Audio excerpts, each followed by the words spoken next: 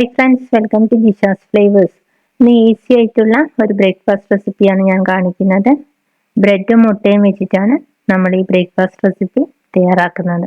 അപ്പോൾ അതിന് വേണ്ടിയിട്ട് ഞാനിവിടെ 3 എഗ്ഗാണ് എടുത്തിട്ടുള്ളത്.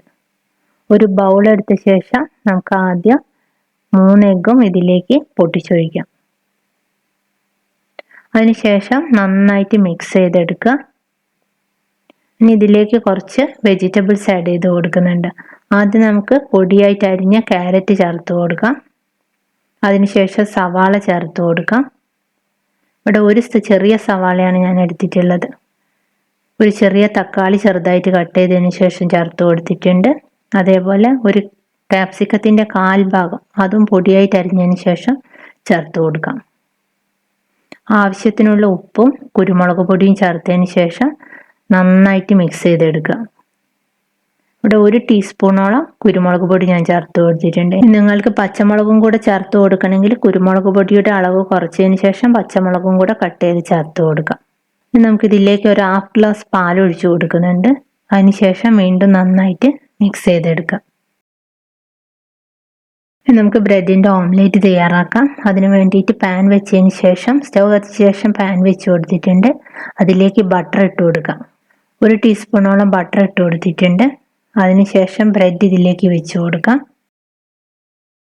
നിങ്ങൾക്ക് വലിയ പാൻ ആണെങ്കിൽ ഒരു 4 ബ്രെഡ് വെച്ച് കൊടുക്കുക. അവിടെ ചെറുതായതുകൊണ്ടാണ് ഞാൻ 2 എണ്ണം എടുത്തിട്ടുള്ളത്. അതിനുശേഷം നമ്മൾ തയ്യാറാക്കി വെച്ച ഈ മുട്ടയുടെ മിക്സ് ഇതിന് മുകളിലേക്ക് ഒഴിച്ചു കൊടുക്കാം. ലോ ടു മീഡിയം ഫ്ലെയിമിൽ വെച്ചിട്ട് വേണം ഇത് കുക്ക് ചെയ്തെടുക്കാം. പാത്രം അടച്ചു വെച്ച് കുക്ക് ചെയ്തെടുക്കാം. ഏകദേശം ഒരു 5 മിനിറ്റ് ആയതിനു ശേഷം നമുക്കിത് തിരിച്ചിട്ട് കൊടുക്കാം. ഇപ്പോൾ ഞാൻ പാനിൻ്റെ ആ ലിഡിലേക്ക്, ഗ്ലാസിൻ്റെ ലിഡിലേക്ക് തന്നെയാണ് തിരിച്ചിട്ട് കൊടുക്കുന്നത്. അങ്ങനെയാകുമ്പോൾ ഇത് പൊട്ടിപ്പോവില്ല. ഇനി മറ്റേ സൈഡ് ഒരു 2 മിനിറ്റ് ആയതിനു ശേഷം നമുക്കിത് പാനിലേക്ക് ഇട്ടതിന് ശേഷം ഒരു 2 മിനിറ്റും കൂടെ കുക്ക് ചെയ്തെടുക്കാം. അപ്പോൾ ആ സൈഡ് നന്നായിട്ട് കുക്കായിട്ട് കിട്ടും. അപ്പോൾ ഇതേപോലെ ഒന്ന് ട്രൈ ചെയ്ത് നോക്കുക. ഇത് ലഞ്ച് ബോക്സിലൊക്കെ വെച്ച് കൊടുക്കാൻ പറ്റിയ നല്ലൊരു റെസിപ്പിയാണ്. ഇതേ റെസിപ്പി തന്നെ നമുക്ക് അപ്പച്ചട്ടിയിലും ചെയ്യാം. അപ്പോൾ അതിന് വേണ്ടിയിട്ട് ഞാനൊരു അപ്പച്ചട്ടി വെച്ച് കൊടുത്തിട്ടുണ്ട്. അതിലേക്ക് ബട്ടർ ഇട്ട് കൊടുക്കുക.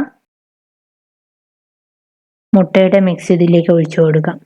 അതിനുശേഷം ബ്രെഡ് വെച്ച് കൊടുത്തതിന് ശേഷം നേരത്തെ ചെയ്തതുപോലെ തന്നെ മുട്ടയുടെ മിക്സ് ഇതിലേക്ക് ഒഴിച്ചു കൊടുക്കാം. പാത്രം അടച്ചു വയ്ക്കുക.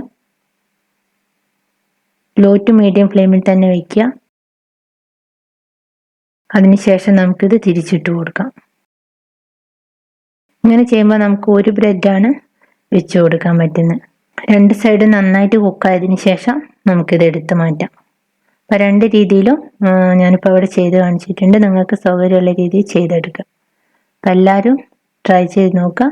എളുപ്പത്തിലുള്ള എന്നാൽ നല്ല റിച്ച് ആയിട്ടുള്ള ഒരു ബ്രേക്ക്ഫാസ്റ്റ് റെസിപ്പിയാണിത്. നമുക്കിത് കഴിച്ചാൽ പെട്ടെന്നൊന്നും വിശക്കില്ല. അപ്പോൾ എല്ലാവരും ഒന്ന് ചെയ്ത് നോക്കുക. മറ്റൊരു നല്ല റെസിപ്പിയുമായി അടുത്ത വീഡിയോയിൽ കാണാം. Thank you.